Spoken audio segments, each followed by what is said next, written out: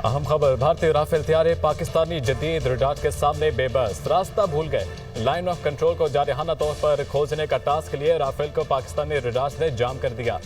भारत फजाइया के नायब सरबराह का अपने पायलट्स की राफेल हैंडलिंग पर अदम इत्मीनान का इजहार। एयर मार्शल SP धारकर को 7 माह बाद ही ओहदे से हटा दिया गया। शिमाली कमान के आर्मी कमांडर को पहले ही तब्दील किया जा चुका। नायब फजाई सरबराह की बरतरफी ने भारतीय फजाइया में शदीद बेचैनी पैदा कर दी। एयर मार्शल नर्मदेश्वर तिवारी को नया नायब फजाई सरबराह मुकर्रर कर दिया गया है। Retired air marshal air commodore हमारे साथ मौजूद है। खालिद चिश्ती साहब, बहुत शुक्रिया सर, आपने हमें वक्त दिया। सर, भारतीय फजाइया हमेशा की तरह इस दफ़ा फिर अपने मिशन में जो है नाकाम हुआ है और हमारे सामने बेबस दिखाई दे रहा है। तो इस सूरत हाल को पाक फजाइया की जानिब से निपटने के लिए क्या हिकमत अमली अब इख्तियार की जा रही है?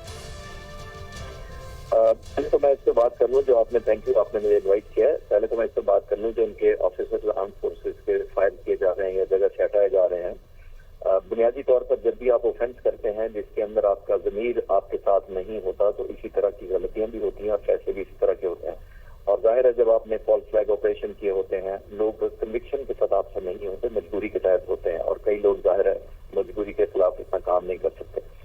जहां तक स्ट्रैटेजी का ताल्लुक है कि पाक फजाइया, ये मैं एक छोटी सी बात क्लियर करता चलूं as a former fighter pilot कि हमने कहा कि हमने उनको देख लिया जो राफेल तैयारे थे या डिटेक्ट कर लिए, ऐसा नहीं है। हम तकरीबन पूरे पाकिस्तान के जो बॉर्डर हिंदुस्तान से लगता है उसके बहुत बड़े एरिया को सर्वेल कर रहे हैं। ऑलरेडी विजिबिलिटी है, चाहे वो कोई भी किसी तरह का भी जहाज उड़ रहा हो हमारी नजरों में है।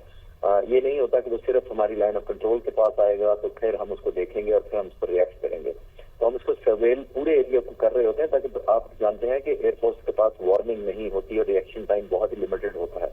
तो हमारी ऑब्लिगेशन या जिम्मेदारी होती है कि हम न सिर्फ बार वक्त दुश्मन के जहाज को डिटेक्ट करें बल्कि उनको ट्रैक करें और ताकि उनकी इंटेंशन पता लग सके और टाइमली अपना रिस्पॉन्स दे सकें जो हमारे एयरफोर्स में देना होता है। सर, अब आपको क्या लग रहा है, करंट जो सिचुएशन चल रही है इसके अंदर जो पाक फजाइया है, अब उनकी जानिब से पहल तो की गई, राफेल तैयारे उनके मंजर पर आए हैं, अब पाक फजाइया की जानिब से डिफेंस में जाया जाएगा या फिर कोई अटैकिंग स्ट्रेटेजी जो है वो भी अपनाई जा सकती है? देखिए, कैपेबिलिटीज वाइज कोई भी एयरफोर्स सही मानों में ऑपरेशनल के साथ और स्पेशली पाक फजाइया जैसे लेवल की एयरफोर्स बहुत बड़ी कैपेबिलिटी रखती है ऑफेंसिव स्ट्राइक लॉन्च करने की।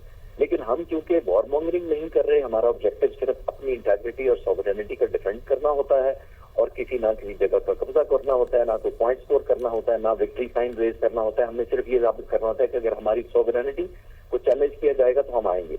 जहां तक तो कैपेबिलिटी का सवाल है जो आप कह रहे हैं, हमारी बहुत बड़ी कैपेबिलिटी है और पिछले 4-5 सालों में तो बहुत ज्यादा डेवलप की गई है, जहां पे हमने आउटस्मार्ट किया है उनकी न सिर्फ क्वालिटी को बल्कि अपनी बेहतर ट्रेनिंग की वजह से हमने टेक्नोलॉजी से भी, हमारे पास बेहतर फाइटर एरोप्लेन है इस वक्त, हमारे पास बेहतर मिसाइल है इस वक्त, हमारे पास लॉन्ग रेंज हमारे पास जो एयर डिफेंस सिस्टम है जो S-400 इंडिया का उसके मुकाबले में बेहतर है।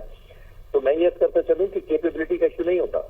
हमारे जैसे मुल्क जो अपने कॉज और मकसद के लिए लड़ते हैं, हमने दुनिया के पॉइंट स्कोरिंग नहीं करनी होती बिकॉज हम कॉज और अपने सर्वाइवल के लिए लड़ रहे होते हैं और अपनी सॉवरेनिटी के लिए लड़ रहे हैं। हमारे डिजाइन में ऑफेंस नहीं है।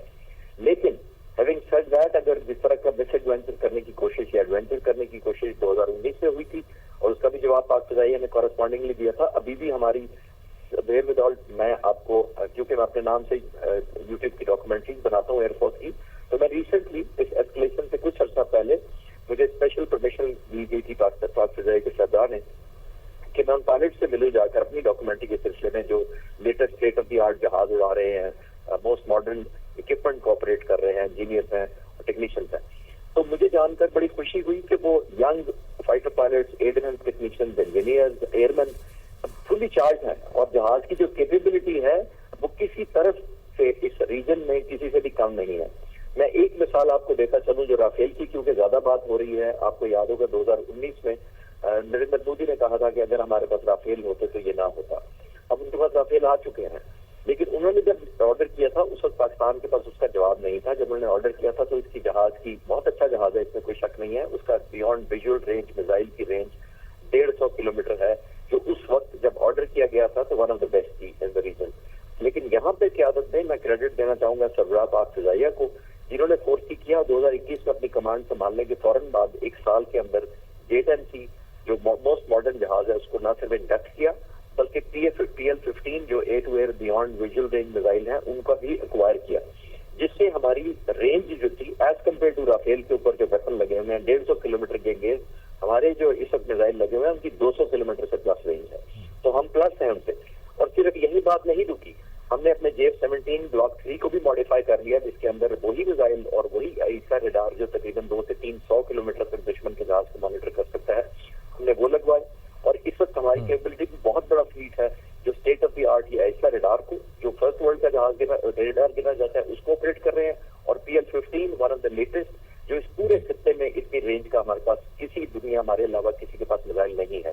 तो कैपेबिलिटीज वाइज कोई डाउट नहीं है, लेकिन जैसे मैंने कहा कि ऑब्लिगेटरी हुआ तो फिर हमें अंडर एस्टिमेट नहीं करना चाहिए किसी को। ठीक है, पाक फज़ैया भरपूर सलाहियत रखती है किसी भी भारतीय जारहियत का। बहुत शुक्रिया खालिद शिश्ती, रिटायर्ड एयर कमोडोर, हमारे साथ मौजूद थे।